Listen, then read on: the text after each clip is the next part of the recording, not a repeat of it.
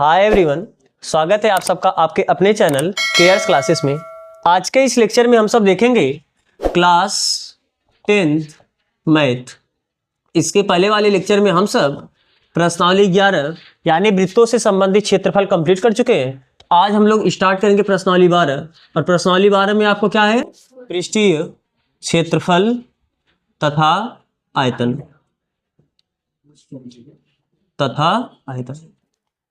अब आपको पता है ना पृष्ठीय क्षेत्रफल का मतलब क्या है। देखो, क्षेत्रफल हमेशा, जैसे आप आयत का क्षेत्रफल पढ़े हो, वर्ग का क्षेत्रफल पढ़े हो, वृत्त का क्षेत्रफल पढ़े हो, चतुर्भुज का क्षेत्रफल पढ़े हो, तो क्षेत्रफल में क्या होता है, ये जो आपको मान लो ये आपका आयत है, तो चारों भुजाओं द्वारा ये जो बीच का घिरा हुआ क्षेत्र होता है, इसी क्षेत्र को हम लोग क्या बोलते हैं, क्षेत्रफल बोलते हैं। ऐसे आप वृत्त पढ़ते हो तो वृत्त के चारों तरफ से जो कवर एरिया होता है, ये तो आपका क्या है, क्षेत्रफल है। तो क्षेत्रफल का मतलब समझ में आ रहा है। तो आप अलग अलग फिगर के लिए अलग अलग क्षेत्रफल पढ़ते हो। तो यहां पर हम लोग क्या करेंगे, पृष्ठीय क्षेत्रफल आयतन किसका पढ़ेंगे, ठोसों का यानी सॉलिड का। यानी जैसे आपका घन है, घनाभ है, बेलन है, शंकु है, गोला है, इन सब का 5 फिगर के बारे में हमको पढ़ना है। और केवल सिर्फ अलग से इनके नहीं पढ़ना है, हमको इनके संयोजन में बात करना है। कहने का मतलब आप क्लास 9 में थोड़ा सा पढ़ के आए होगे, आपको पता है घनाभ क्या होता है ना। चलो फर्स्ट हम लोग थोड़ा सा बात करते हैं घनाभ, या पहले घन का बात कर लो। घन को क्या बोलते हैं इंग्लिश में, क्यूब। क्या होता है घन, जब तीनों भुजा बराबर हो जाती है इसी को आप क्या बोलते हो, घन। यानी जिसकी लंबाई भी बराबर हो, चौड़ाई भी और ऊंचाई भी, तीनों क्या हो, बराबर हो। जैसे अगर इसकी लंबाई l हो, ये ऐसा 3D फिगर है, और अगर इसकी चौड़ाई b हो और इसकी ऊंचाई क्या हो, h हो, तो हम इस फिगर को क्या बोलते हैं, घन। समझ में आ रहा है ना। और अगर यही लंबाई चौड़ाई ऊंचाई में से घन के लिए क्या होता है, लंबाई l बराबर होता है b बराबर होता है h। इसीलिए हम लोग इसको l b और h ना लिख के मान लेते हैं, इसको जनरली किससे डिनोट कर देते हैं, a से ना। तो यानी मैं ऐसा भी बोल सकते हैं, यदि ये a है तो ये भी a होगा और यह भी a होगा। यानी अगर यह लंबाई a मीटर है तो चौड़ाई भी a मीटर होगा और ऊंचाई भी क्या होगा, a मीटर। ये बात समझ में आ रहा है ना, कि इस तरीके से आपका a मीटर लंबा है, a मीटर अंदर तक चौड़ा भी गया है और a मीटर इसकी ऊंचाई यानी हाइट भी है। बात समझ में आया ना। फिर घनाभ, दूसरा जो आपका फिगर आपको पढ़ना है वो किसके बारे में पढ़ना है, घनाभ। घनाभ को क्या बोलते हैं, क्यूबॉइड ना। इसमें क्या होता है, लंबाई चौड़ाई ऊंचाई ये तीनों बराबर नहीं होती हैं। तीनों में से कोई कम से कम एक तो अलग होगा, या तो तीनों अलग होगा या तो दो एक जैसा होगा, एक अलग होगा। अर्थात जैसे मान लो कि ये है आपका फिगर ना, या हम लंबाई को ही बड़ा कर देते हैं, इस तरीके का कोई फिगर। तो क्या इसमें आपको दिख रहा है ना कि लंबाई चौड़ाई ऊंचाई तीनों बराबर नहीं है। ये लंबाई आपका ज्यादा है, मान लो आपका l है, और जो ये चौड़ाई है, चौड़ाई को हम क्या बोल देते हैं, b। हम ऐसे नीचे यहाँ पर लिख देते हैं b, और जो आपका हाइट है, ये हाइट क्या है, h। तो इसमें l बराबर हो b बराबर हो h ये जरूरी नहीं है। या तो ये दोनों नहीं बराबर होगा, या तो l नहीं बराबर होगा b के, या तो तीनों नहीं बराबर होगा, l ना बराबर होगा h। मतलब या तो तीनों अलग होगा या तो कोई दो एक समान होकर तीसरा अलग हो जाएगा। समझ आ रहा है ना। और अगर तीनों बराबर हो गया तब तो आपका घन हो गया, और अगर तीनों में से कोई एक अलग हो गया तो फिर वो आपका घनाभ हो गया। अब जब इनके क्षेत्रफल का बात आएगा तो हम यहीं पर इसका क्षेत्रफल लिखते चलेंगे। दो प्रकार के क्षेत्रफल होते हैं, पहला पार्श्व पृष्ठीय क्षेत्रफल, पार्श्व पृष्ठीय क्षेत्रफल, और दूसरा होगा कुल पृष्ठीय क्षेत्रफल। अब पहले आप समझो पार्श्व पृष्ठीय क्षेत्रफल होता क्या है। पार्श्व पृष्ठीय क्षेत्रफल का मतलब एक किसी पास क्यूब जैसा कोई चीज नहीं है। जैसे देखो ये आपका कुछ क्यूबाइड जैसा दिख रहा है कि नहीं दिख रहा है, बस इसमें क्या है, आपका लंबाई अलग है, चौड़ाई आपका इतना है और ऊंचाई आपका ये है, तीनों अलग है। देखो जितना लंबा ये है क्या उतना ही बड़ा ये है, नहीं, ये दोनों अलग अलग है, और इससे भी थोड़ा ज्यादा ये है। तो ये इसकी लंबाई हुई और ये इसकी चौड़ाई हुई, ये पीछे इतना, और ये इसकी ऊंचाई हुई। ठीक है। जब पार्श्व पृष्ठीय क्षेत्रफल का बात करते हैं तो क्या ये एक आयत जैसा दिख रहा है कि नहीं दिख रहा है, इसका भी कुछ क्षेत्रफल होगा, सेम ऐसे इसका भी कुछ क्षेत्रफल होगा, ये भी आयत दिख रहा है, ये भी कुछ क्षेत्रफल होगा, और ये भी आयत दिख रहा है, ये भी कुछ क्षेत्रफल होगा। तो ये जो चारों तरफ का साइड का जो एरिया है, इस चारों पृष्ठ के एरिया को मिला दोगे तो उसको हम बोलते हैं पार्श्व पृष्ठीय क्षेत्रफल। तो पार्श्व पृष्ठीय का मतलब सामने का, यानी साइड का जो एरिया है। और अगर इसी साइड साइड के एरिया में से, एरिया में हम ऊपर और नीचे का भी, क्योंकि ऊपर का भी एक एरिया होगा और नीचे का ये जो पृष्ठ है इसका भी तो एक एरिया होगा, तो अगर इन ऊपर और नीचे वाले के भी एरिया को हम इसी चारों के एरिया में जोड़ दें तो आपको जो क्षेत्रफल मिलेगा उसको कहते हैं कुल पृष्ठीय क्षेत्रफल। क्या बोलते हैं? कुल पृष्ठीय क्षेत्रफल। तो आप बताओ इसका पार्श्व पृष्ठीय क्षेत्रफल निकालोगे कैसे? आपको पता है, ध्यान से देखना कि यदि ये ए है तो ये भी ए होगा। अरे बोलो, आप इसको कुछ टाइम के लिए घनाभ तो है, आप घन मान लो। घन मानने का मतलब जितना लंबा ये उतना लंबा ये उतना लंबा ये, तीनों भुजा की लंबाई क्या है? बराबर है। तो अगर तीनों भुजा की लंबाई बराबर है तो यदि ये ए है तो ये भी तो ए होगा। तो आयत का क्षेत्रफल पता है ना क्या होता है? लंबाई गुणे चौड़ाई। और वर्ग का क्षेत्रफल क्या होता है? भुजा का वर्ग। वर्ग का क्षेत्रफल क्या होता है? भुजा का वर्ग। तो अगर ये चारों भुजा, क्योंकि अगर ये ए है तो ये भी ए होगा, तो फिर ये आपका जो सामने दिख रहा है वर्ग जैसा दिखेगा कि नहीं दिखेगा? बोलो, वर्ग का क्षेत्रफल क्या होगा? भुजा का स्क्वायर। यानी इसका केवल जो हमने साइडेड किया है इसका एरिया कितना हो जाएगा? ए स्क्वायर। सेम अगर इसका एरिया ए स्क्वायर, क्योंकि सभी भुजा बराबर है, आप इसको कुछ टाइम के लिए मान लो सभी भुजा क्या है? बराबर है। तो जितना एरिया ये होगा सेम उतना ही एरिया ये भी होगा, और उतना ही एरिया ये भी होगा, और उतना ही एरिया इधर का होगा। यानी जितना एरिया इधर का उतना ही चारों का होगा। तो एक का एरिया कितना है? ए स्क्वायर। तो दूसरे का भी ए स्क्वायर, तीसरे का भी ए स्क्वायर, और चौथे का भी ए स्क्वायर। तो यानी टोटल एरिया कितना आया? पार्श्व पृष्ठीय क्षेत्रफल, जिसको हम बोलते हैं लेटरल सरफेस एरिया। पार्ट्स को इंग्लिश में लेटरल बोलते हैं ना, लेटरल सरफेस एरिया, LSA से दर्शा सकते हैं। तो ये कितना आ जाएगा? 4a square. अरे ए स्क्वायर ए स्क्वायर ए स्क्वायर ए स्क्वायर 4 बार जोड़ोगे 4a स्क्वायर ही आएगा। बात समझ में आ रहा है ना? एक घन का पार्श्व पृष्ठीय क्षेत्रफल कितना होता है? 4a स्क्वायर, जहां a क्या है? इस घन के भुजा की लंबाई। घन की तीनों भुजा, लंबाई चौड़ाई ऊंचाई सब a ही है। और अगर कुल एरिया जोड़ना होगा तो क्या करोगे? इसी एरिया में आप ऊपर का भी एरिया और नीचे का भी एरिया जोड़ दोगे। तो क्या अगर सबका एरिया ए स्क्वायर है तो ऊपर का भी तो एरिया ए स्क्वायर ही होगा? घन है ना, सभी भुजा बराबर मान के चलना है। तो ऊपर का भी एरिया ए स्क्वायर हुआ, नीचे का भी एरिया ए स्क्वायर हुआ, यानी 2a स्क्वायर और ऐड हो जाएगा। तो ये चारों मिलके 4a स्क्वायर था, ऊपर वाला ए स्क्वायर 5a स्क्वायर हुआ, और नीचे वाला भी ए स्क्वायर जोड़ दोगे 6a स्क्वायर। यानी जो इसका कुल पृष्ठीय क्षेत्रफल होता है, कुल पृष्ठीय क्षेत्रफल, इसको कहते हैं टोटल सरफेस एरिया ना। टोटल सरफेस एरिया ये कितना आ जाएगा? 6a square. तो आपको याद भी करना है कि एक घन का पार्श्व पृष्ठीय क्षेत्रफल कितना होता है? 4a स्क्वायर, और इसका कुल पृष्ठीय क्षेत्रफल कितना होता है? 6a स्क्वायर ना। अब घनाभ का बात करो, ध्यान सुनो, घनाभ में ही आपको थोड़ा सा समझना है। घनाभ में क्योंकि हम इसी लंबाई को मानते हैं l, बोलो, और ये अंदर कितना गया? ये आपका है चौड़ाई b, बोलो, और ये ऊपर कितना है? ये हो गया ऊंचाई h। अगर हमको इधर का एरिया निकालना, इसका एरिया, तो क्या ये आपको एक आयत जैसा दिखा? ये l होगा, ये h होगा, तो ये लंबाई का काम करेगी, ये चौड़ाई केवल इस आयत के लिए, केवल इस आयत के लिए। जब घन की चौड़ाई तो ये है, ये जो आपका पूरा घन या घनाभ बोल रहे हो इसकी चौड़ाई तो ये है, लेकिन हम केवल इतने का बात करें तो ये आयत जैसा दिख रहा है। आयत में एक लंबाई होता है एक चौड़ाई होता है, तो लंबाई का काम l करेगा, चौड़ाई का काम h करेगा कि नहीं करेगा? इसका जो हाइट है घनाभ का वो आयत का चौड़ाई का बात कर रहा है। इसका एरिया क्या होगा? आयत का क्षेत्रफल क्या होता है? लंबाई गुणे चौड़ाई। तो लंबाई l है और चौड़ाई h है। अरे इसको हमने h से दर्शाया ना, ये l है, ये b है और ये h है। तो इसका क्षेत्रफल कितना हो जाएगा? लंबाई गुणे चौड़ाई, यानी l गुणे हाइट। पक्का? तो अगर इधर का क्षेत्रफल l इंटू h है तो इसके जो पीछे दिख रहा है यानी ये वाला, अरे बताओ, अगर इधर का एरिया l इंटू h हुआ, जितना एरिया इसका होगा जस्ट इसके पीछे वाले का भी एरिया उतना ही होगा कि नहीं होगा? तो यानी अगर इधर का एरिया LH तो इधर का भी एरिया कितना हो जाएगा? l into h। पक्का? ये तो आपने इसका और इसका एरिया निकाला, क्योंकि हमको क्या निकालना? टोटल लेटरल सरफेस एरिया, यानी पार्श्व पृष्ठीय क्षेत्रफल। और पार्श्व पृष्ठीय क्षेत्रफल का मतलब चारों साइड का एरिया। तो आपने इसका तो निकाल लिया, और जब इसका निकाल लिया यानी इधर का निकाल लिया। अब आप इधर का निकालो। तो इधर का जब निकालोगे तो क्या ये चौड़ाई है कि नहीं है? अरे यही तो b लिखे हो ना, और ये ऊंचाई है, तो ये भी तो एक आयत जैसा दिखेगा। अगर ये आयत का क्षेत्रफल क्या होता है? लंबाई गुणे चौड़ाई। तो लंबाई का काम b कर रहा है और चौड़ाई का काम ये करेगा, यानी h। तो इसका एरिया कितना आ जाएगा? b into H. अरे लंबाई गुणे चौड़ाई b इंटू एच। और अगर b इंटू एच इसका क्षेत्रफल है तो इसके पीछे वाले का भी तो क्षेत्रफल b इंटू एच ही होगा, तो यानी प्लस b इंटू एच। तो चारों तरफ का एरिया जुड़ गया कि नहीं जुड़ गया? यानी 2 बार आपको क्या मिला? LH मिला, देखो, और 2 बार आपको क्या मिला? BH मिला। तो क्या 2 कॉमन दिख रहा है क्या दोनों में से? अगर आप 2 कॉमन लोगे तो यहां पर क्या बचा? L, अच्छा एच भी कॉमन दिख रहा है क्या? तो एच को हम बाहर कर लेते हैं और यहाँ पर क्या बचा? बी।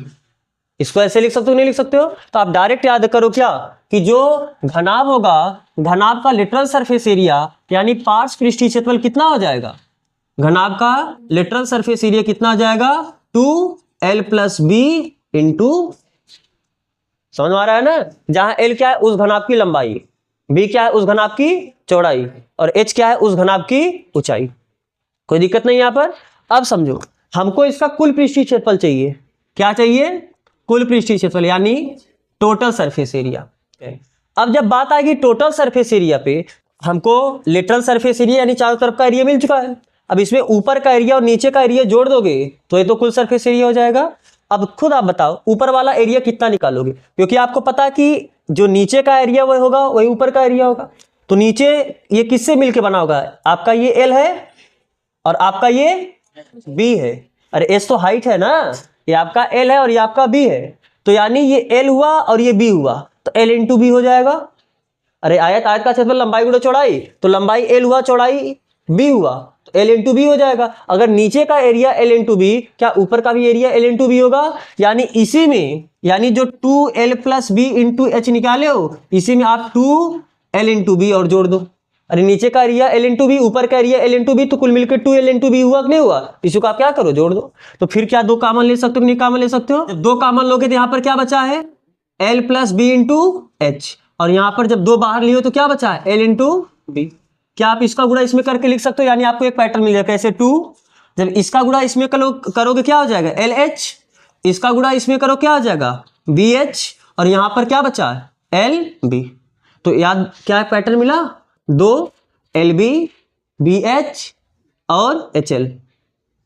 अरे यही हुआ ना? 2 इंटू लंबाई चौड़ाई, फिर चौड़ाई ऊंचाई, फिर ऊंचाई लंबाई। अरे 3 साइड होता है, एल बी एच होता है ना। एक बार एल को बी के साथ ले लो, फिर बी को एच के साथ ले लो, फिर एच को एल के साथ ले लो, यानी तीसरे को पहले के साथ ले लो। तो यानी अगर हम डायरेक्ट फार्मूला लिखे तो डायरेक्ट इसका फार्मूला आपको याद ही रखना है ना। इसका फार्मूला कितना हो जाएगा? Total surface area class 9th में आप इसको पढ़ के आए हो, तो टोटल सरफेस एरिया कितना होगा? 2LB BH और HL। ठीक है, तो पहले आप इतना काफी करो। आप ये फिगर भी बना लेना। तो आप ये फिगर बना चुके होगे। अब आओ, अब हम बात करते हैं बेलन पे। बेलन आपको पता है ना किस तरीके का फिगर होता है? बेलन, बेलन को कहते हैं इंग्लिश में सिलेंडर। जैसे, और हमको जो पढ़ना है वो लंबवृत्तीय बेलन पढ़ना है। कैसा बेलन? लंबवृत्तीय बेलन। मान लेते हैं कि आपका इसी तरीके का फिगर आपका लंबवृत्तीय बेलन कहलाता है, जिसकी कुछ ना कुछ क्या होगी? ऊंचाई होगी, हाइट होगा, और इसका जो तली होगा ये गोलाकार होगा, वृत्ताकार होगा। इसकी त्रिज्या मान लेते हैं कितनी है? r। ठीक है, तो इस बेलन के भी पास दो क्षेत्रफल होगा, एक तो सामने सामने वाला, एक कोई पेज दोगे, कोई वैसे पेज हो। अगर हमको पार्श्व पृष्ठीय क्षेत्रफल का मतलब है, जब हम पार्श्व पृष्ठीय क्षेत्रफल पूछेंगे, पार्श्व पृष्ठीय क्षेत्रफल होता क्या है? जो आपको साइड साइड का एरिया दिखता है वही तो पार्श्व पृष्ठीय क्षेत्रफल होता है। तो यहाँ पर जो साइड साइड का एरिया है, क्या ये मुड़ा हुआ है कि नहीं है, यानी वक्रित है? तो इसको हम पार्श्व पृष्ठीय क्षेत्रफल भी बोल सकते हैं, और उससे ज्यादा बेस्ट रहेगा, बेटर रहेगा, आप इसको क्या बोलो? वक्र पृष्ठीय क्षेत्रफल। क्या बोलोगे?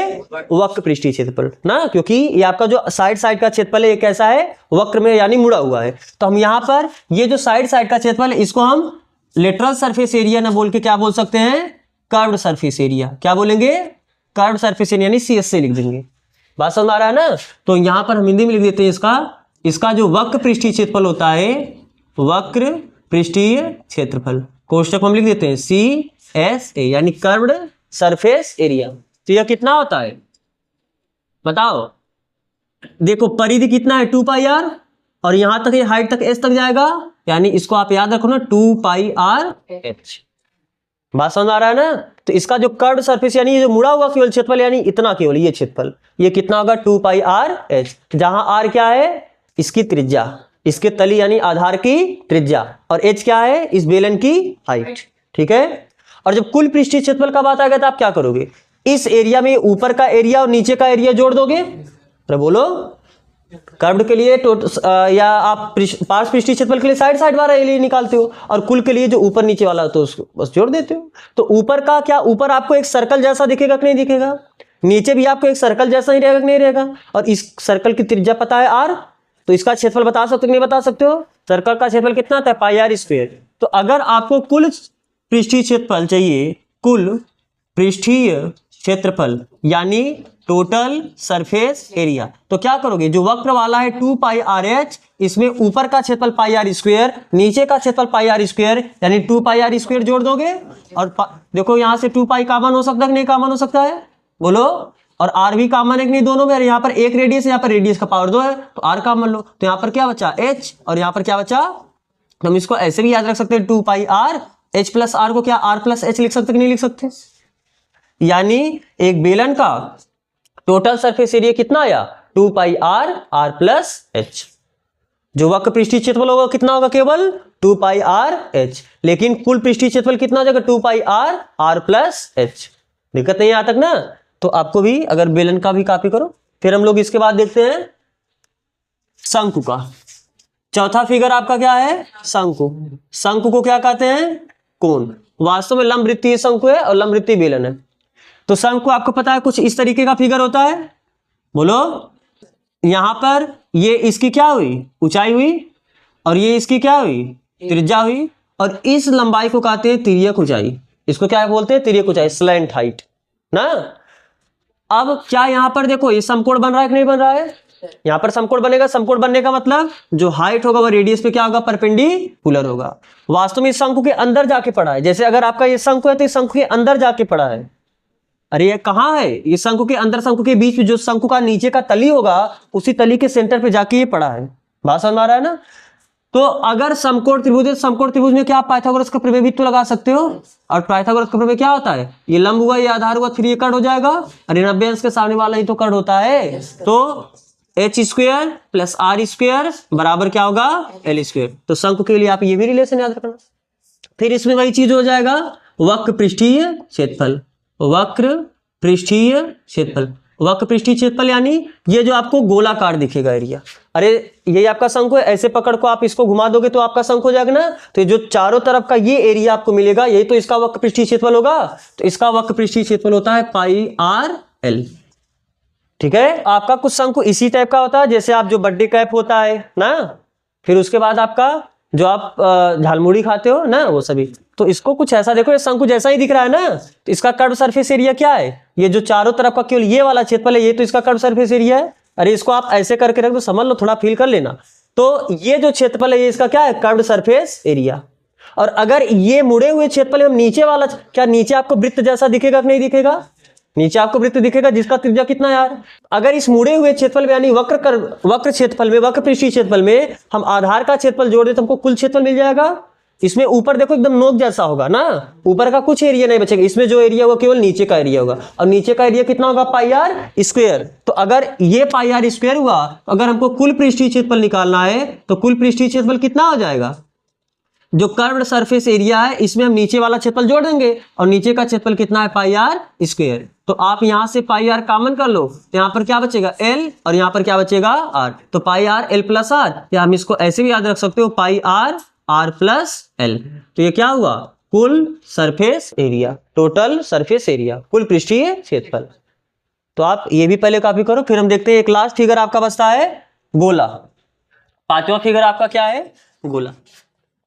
गोले को हम लोग क्या बोलते हैं, स्फीयर ना, नहीं सर्कल वो आपका वृत्त होता है। ठीक है, यहाँ पर गोला है, गोला यानी स्फीयर। जैसे आप जो बॉल खेलते हो कि नहीं खेलते हो, वो आपका वृत्त थोड़ा ना है, वो आपका गोला है। तो गोले के लिए वक्र पृष्ठीय क्षेत्रफल और पार्श्व पृष्ठीय क्षेत्रफल या कुल पृष्ठीय क्षेत्रफल ये सब अलग अलग नहीं होता, क्योंकि अगर जब गोले की बात करोगे तो गोले में जो आपको सामने सामने से दिखेगा वही क्षेत्रफल होगा, यानी जो सामने सामने से क्षेत्रफल दिखेगा वही तो वक्र पृष्ठीय क्षेत्रफल होता है, वही उसका वक्र पृष्ठीय क्षेत्रफल होगा, वही उसका कुल पृष्ठीय क्षेत्रफल होगा। यानी एक गोले के लिए मान लेते हैं इस गोले की त्रिज्या कितनी है, कैपिटल आर। तो इस गोले का जो वक्र पृष्ठीय क्षेत्रफल हो, वक्र पृष्ठीय क्षेत्रफल, यही होता है आपका कुल पृष्ठीय क्षेत्रफल, कुल पृष्ठीय क्षेत्रफल। और ये कितना बराबर होता है 4 पाई आर स्क्वायर। बात समझ आ रहा है ना। 4 पाई आर स्क्वायर। अब ये सभी फार्मूला हम लोग एक ही जगह कर लेते हैं। हम सबसे पहले आपने क्या देखा, घन, दूसरे नंबर पे आपने क्या देखा, घनाभ, तीसरे नंबर पे आपने क्या देखा, बेलन, फिर आपने चौथे नंबर पे क्या देखा, शंकु, फिर आपने क्या देखा पांचवें नंबर पे, गोला। और दोनों इन सभी के लिए आपने क्या लिखा है, या तो पार्श्व पृष्ठीय क्षेत्रफल ना, पार्श्व पृष्ठीय क्षेत्रफल, पार्श्व पृष्ठीय क्षेत्रफल नहीं, कहीं कहीं क्या आ जाता है, वक्र पृष्ठीय क्षेत्रफल, वक्र पृष्ठीय क्षेत्रफल। और यही कहीं कहीं आपका क्या हो जाता है, कुल नहीं, मतलब ये तो कुल पृष्ठीय क्षेत्रफल आपका अलग होता है, कुल पृष्ठीय क्षेत्रफल। पार्श्व पृष्ठीय क्षेत्रफल कहाँ होता है, इन दोनों के लिए, और वक्र पृष्ठीय क्षेत्रफल इन दोनों के लिए, और इसके लिए तो वही वक्र वही कुल, ठीक है। तो घन का पार्श्व पृष्ठीय क्षेत्रफल कितना आया, 4a स्क्वायर, और कुल पृष्ठीय क्षेत्रफल 6a स्क्वायर। घनाभ के लिए 2l + b × h, और कुल पृष्ठीय क्षेत्रफल घनाभ के लिए 2lb + bh + hL, और बेलन के लिए 2 पाई r h, और कुल पृष्ठीय क्षेत्रफल 2 पाई r + h। शंकु के लिए कितना आया है, पाई r l, और शंकु के लिए कुल पृष्ठीय क्षेत्रफल कितना आया है, पाई r + l। और गोले के लिए जब बात करते हैं, गोले के लिए वक्र पृष्ठीय क्षेत्रफल भी होता है 4 पाई r स्क्वायर, और इसका कुल पृष्ठीय क्षेत्रफल भी होता है 4 पाई r स्क्वायर। यानी एक गोले के लिए वक्र पृष्ठीय क्षेत्रफल, पार्श्व पृष्ठीय क्षेत्रफल, कुल पृष्ठीय क्षेत्रफल सब एक ही बात है, ठीक है। तो आप एक ही जगह आप ये कॉपी कर लो, फिर हम देखते हैं इसके आगे। हो गया है सबका। अब देखो, अब देखो वास्तव में आपको इस चैप्टर में डायरेक्ट ये सब नहीं देगा कि आपको एक गोले का पृष्ठीय क्षेत्र, क्योंकि आप ये सब क्लास 9th में ऑलरेडी करके आ चुके हो ना। आपको यहाँ पर क्या देगा, ठोसों का संयोजन। ठोसों का संयोजन यानी 2 या 2 से अधिक फिगर को जोड़ देगा। जोड़ने का मतलब जैसे मान लो ये क्या है, एक बेलन है ना, अब इसके एक सिरे पे अर्धगोला, इसके दूसरे सिरे पे भी अर्धगोला। आपको पूछेगा कि इस प्रकार ये जो खिलौना बना, जो आकृति बना, जो कुछ भी ये बना, उसका आपको कुल पृष्ठीय क्षेत्रफल पूछेगा। इसका कुल पृष्ठीय क्षेत्रफल कैसे निकालोगे। अब देखो, जब ये बेलन आएगा तो बेलन का इधर से तो आप वक्र पृष्ठीय क्षेत्रफल निकालोगे, और प्लस साथ में इधर अर्धगोला है और इधर अर्धगोला है, तो आपको दिखेगा क्या, हमको दो, तो हमको क्या दिखेगा, ये पूरा बेलन दिखेगा, अरे बाहर से इधर अर्धगोला लगा है, इधर अर्धगोला लगा है।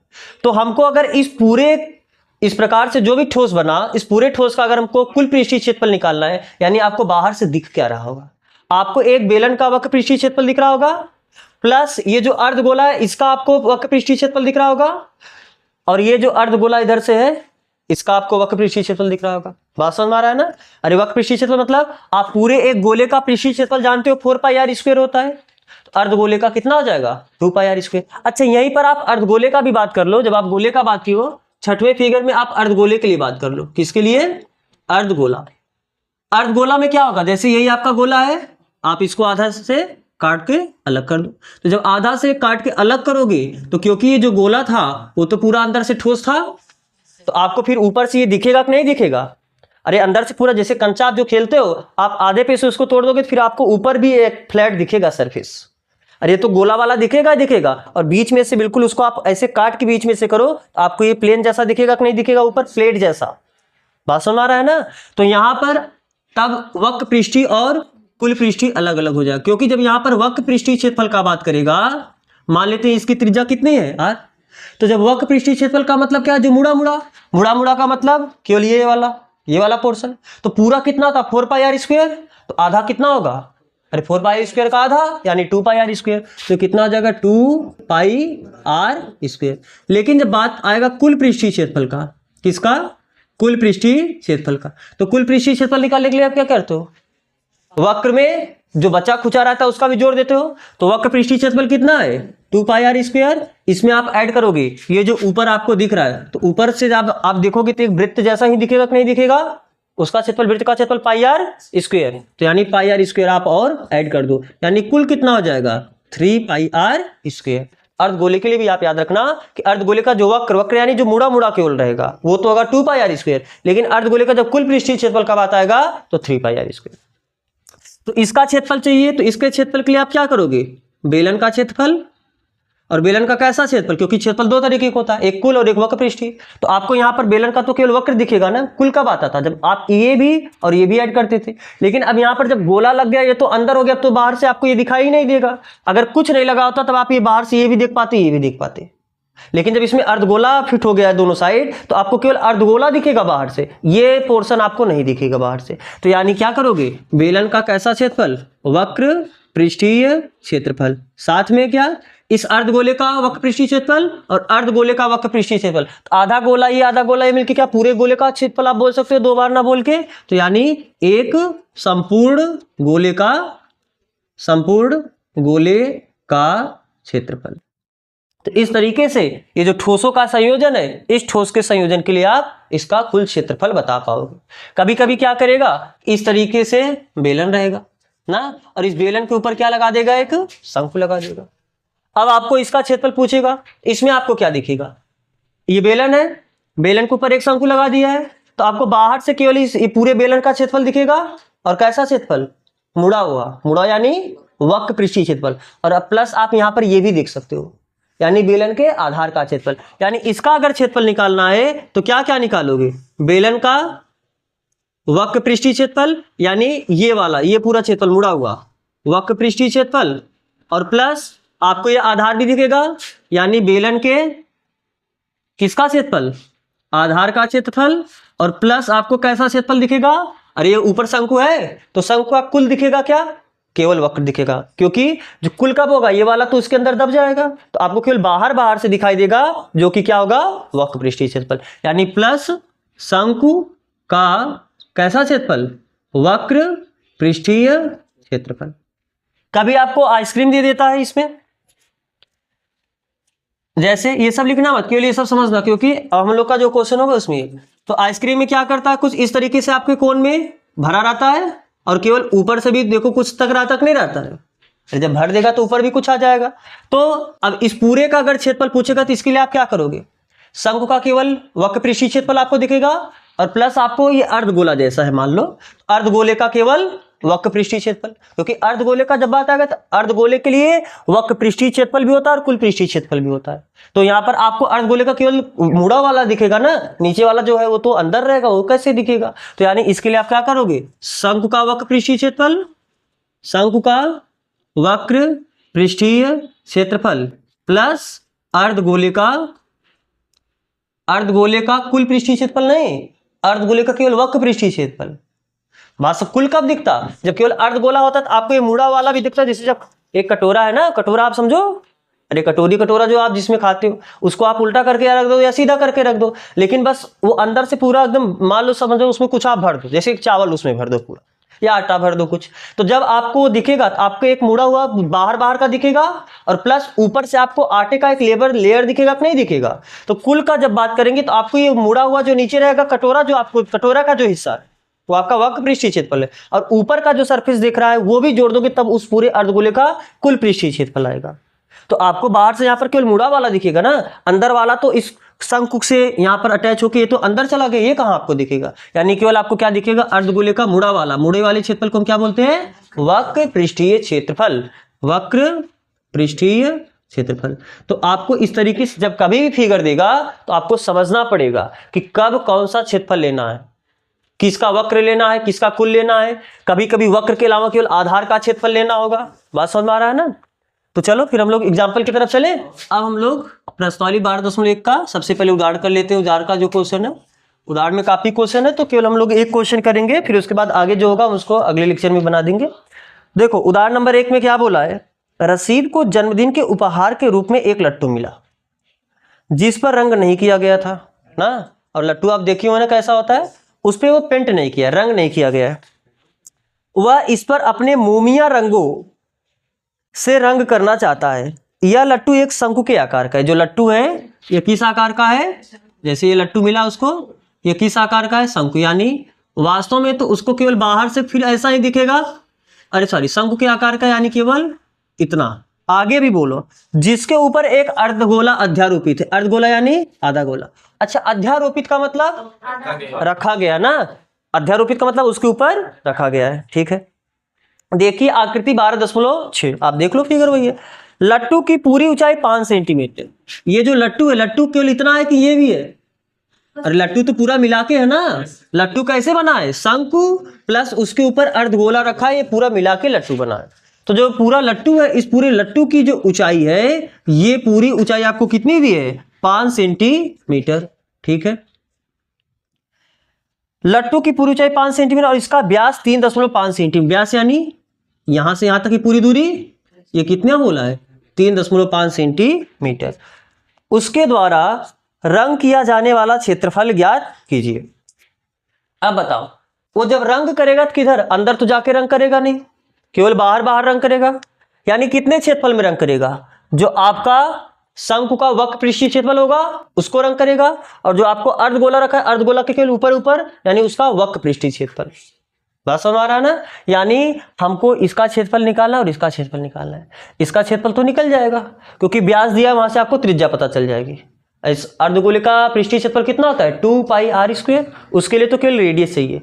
लेकिन शंकु का पृष्ठीय क्षेत्रफल, और यहाँ पर रंगेगा किसको, वक्र पृष्ठीय क्षेत्रफल को, तो शंकु का वक्र पृष्ठीय क्षेत्रफल का फार्मूला पाई आर एल ना। तो आपको आर पता है, अरे बोलो आर पता है, एल पता है क्या, एल क्या होता है, शंकु की तिर्यक ऊंचाई। आपको कल बता, अभी इसके पहले आपने देखा है ना कि अगर ये शंकु है तो शंकु की ये त्रिज्या हुई, ये शंकु की ऊंचाई हुई, और ये शंकु की तिर्यक ऊंचाई हुई। और यहाँ पर अगर आपको एच और आर दिया तो हम एल निकाल सकते हैं पाइथागोरस का प्रमेय लगा के इसमें। तो यहाँ से तो हमको पहले ये सब निकालना पड़ेगा। तो आओ पहले हम थोड़ा बहुत लिखते हैं इसके बारे में। चलो, दिया है शंकु की, सॉरी शंकु नहीं, लट्टू ना, लट्टू की कुल ऊंचाई,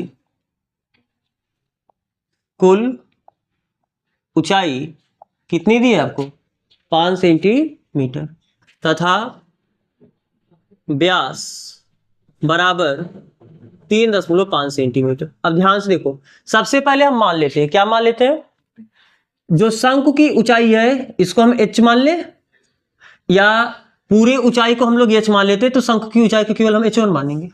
पक्का। सुनो, अब बताओ, जितना शंकु की त्रिज्या होगा क्या उतना ही अर्धगोले की भी त्रिज्या होगी, सोच बताओ, क्योंकि उसी शंकु पे अध्यारोपित, अध्यारोपित यानी पूरे का पूरा ढक लिया है। बात समझ आ रहा है ना। तो जितना उसका त्रिज्या होगा उसी से तो शंकु स्टार्ट होगी, यानी शंकु के आधार की भी त्रिज्या उतनी होगी।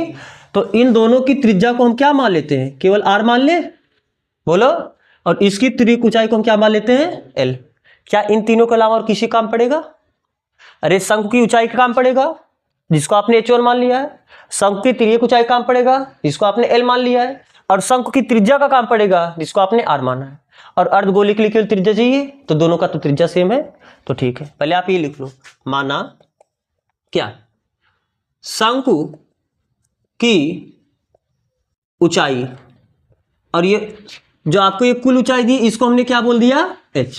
जो आपको कुल ऊंचाई दी इसको हमने क्या माना, h। आप यहीं पर कोष्टक में लिख देना, माना शंकु की ऊंचाई कितनी है, ऊंचाई बराबर h1, तिर्यक ऊंचाई, तिर्यक ऊंचाई इसको हमने क्या माना, L1, तथा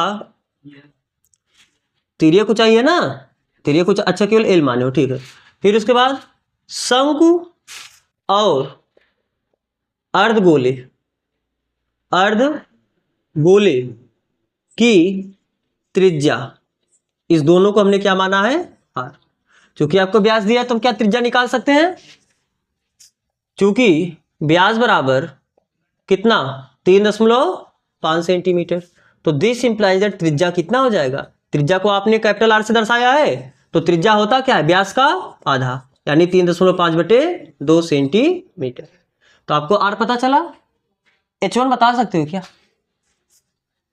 बताओ, ध्यान से देखना।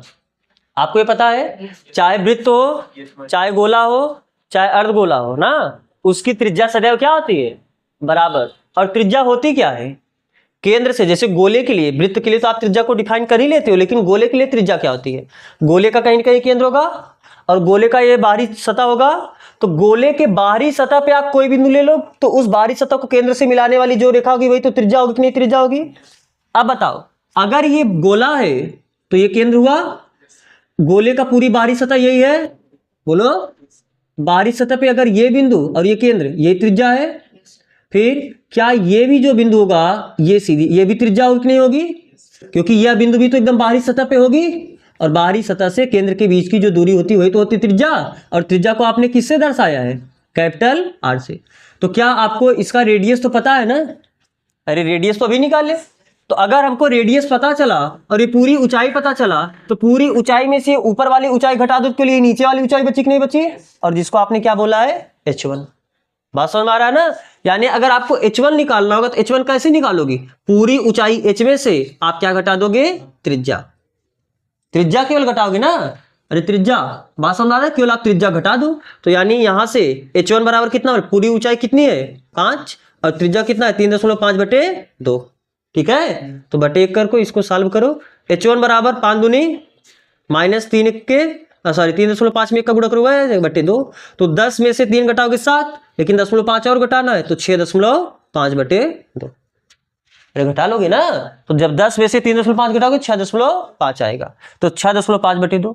अब दिक्कत ये है कि जब हमको इसका क्षेत्रफल निकालना होगा तो हमको क्या भी चाहिए, एल भी तो चाहिए, और एल आप कैसे, आपको ये रेडियस पता है और हमको ये ऊंचाई पता है, तो हम यहाँ से पाइथागोरस प्रमेय लगा के एल निकाल सकते हैं ना। कैसे, चूंकि एल बराबर क्या होता है √, अरे एल कर्ण के जगह पर आ रहा है कि नहीं आ रहा है, क्योंकि 90 अंश का कोण यहाँ पर बनेगा, 90 अंश के सामने वाला कर्ण होता है, तो कर्ण का वर्ग बराबर होता है आधार का वर्ग प्लस लंब का वर्ग, तो इधर का स्क्वायर उधर जाके √ ही तो होगा, यानी एल बराबर √h1 का स्क्वायर प्लस r का स्क्वायर।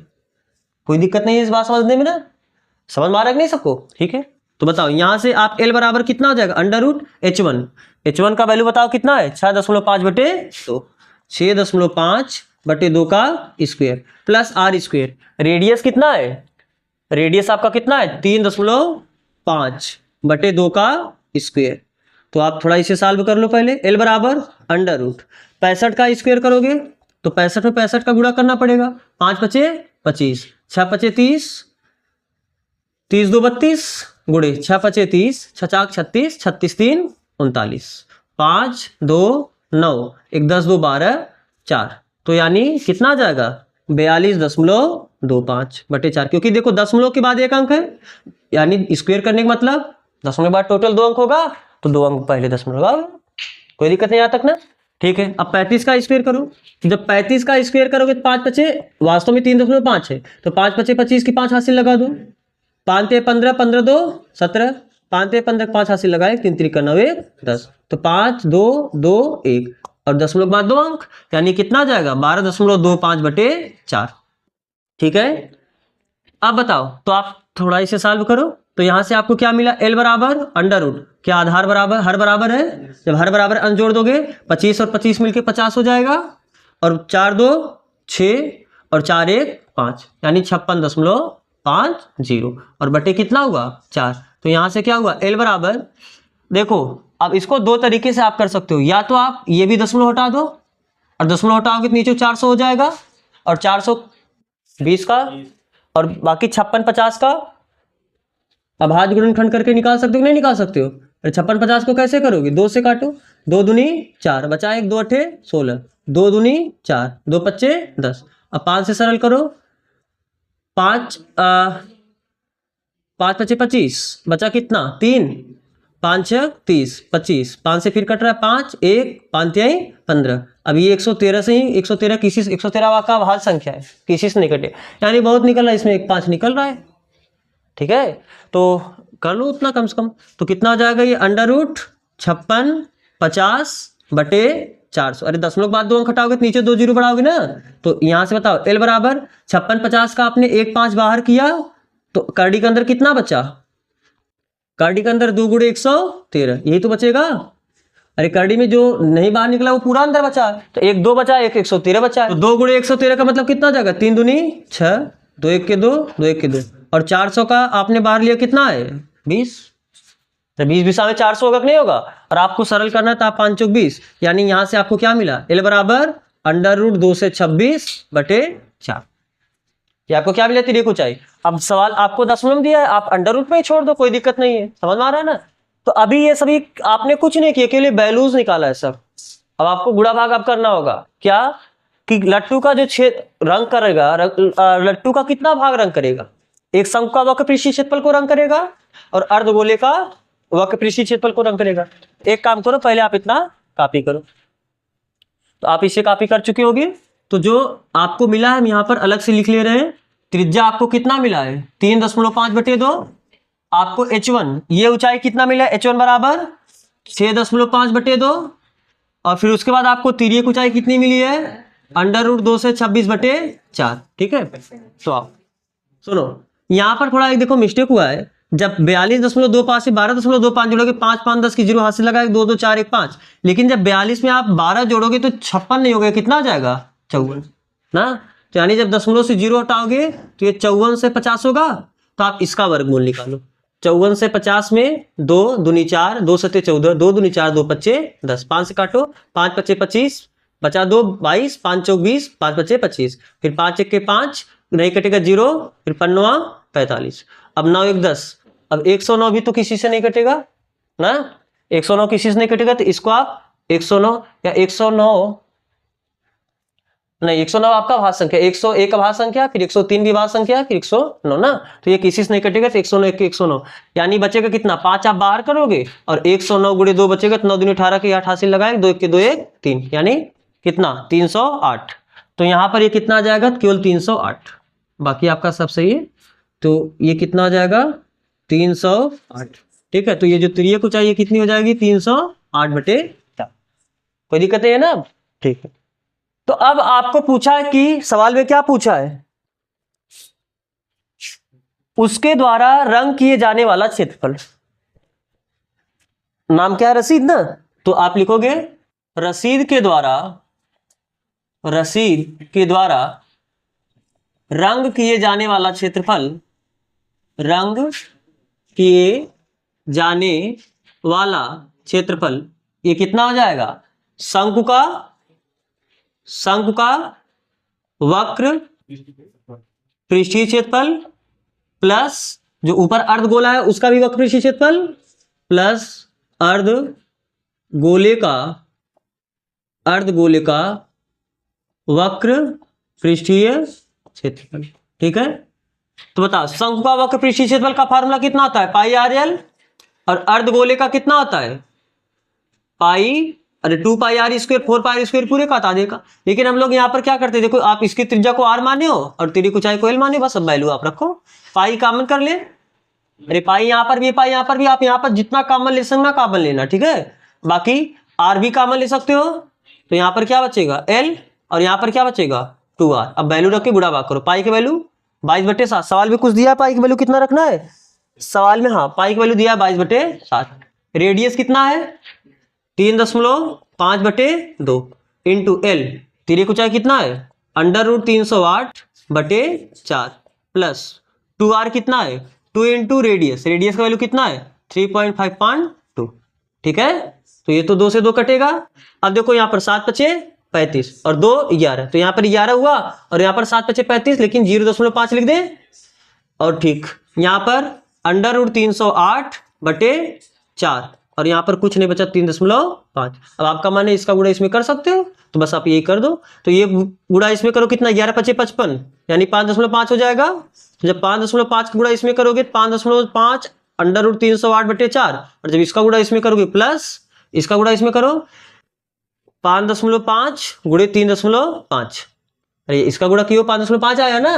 और जब 5.5 गुणा इसमें करोगे तो कितना हो जाएगा? 5 5 25, 5 हासिल लगा 2, 5 5 25 2 27, और 5 15 5 हासिल लगा 1, 5 15 1 16। तो कितना हो जाएगा? ये 5 7 5 12 2 हासिल लगा 1, 6 2 8 1 9 और 1 1925। लेकिन दशमलव के बाद एक अंक यहाँ पर, एक अंक यहाँ पर, दशमलव के बाद 2 अंक, यानी 19.25। यही क्या? Metre square, centimetre square, centimetre power 4, metre power 4 क्या लिखे? क्षेत्रफल नहीं तो लिखाए हो। क्षेत्रफल चाहे स्क्वायर में होगा उसका मात्रक, चाहे सेंटीमीटर स्क्वायर हो चाहे मीटर स्क्वायर हो, हर जगह सब कुछ सेंटीमीटर में दिया है, तो ये भी सेंटीमीटर स्क्वायर है, यानी इतना सेंटीमीटर स्क्वायर।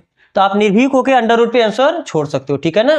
तो आपका जो वहां पर है वो दशमलव में लेके किया है, तो आप ये पूरा वैल्यू हल करोगे तो आपका वही आएगा। तो क्या ये समझ में आया है ना? तो आपको ये कॉपी करना, आप इसे कॉपी करो। फिर इसका जो अगला क्वेश्चन होगा हम लोग अगले लेक्चर में करेंगे। यहाँ तक जुड़ने के लिए आप सबका बहुत बहुत धन्यवाद।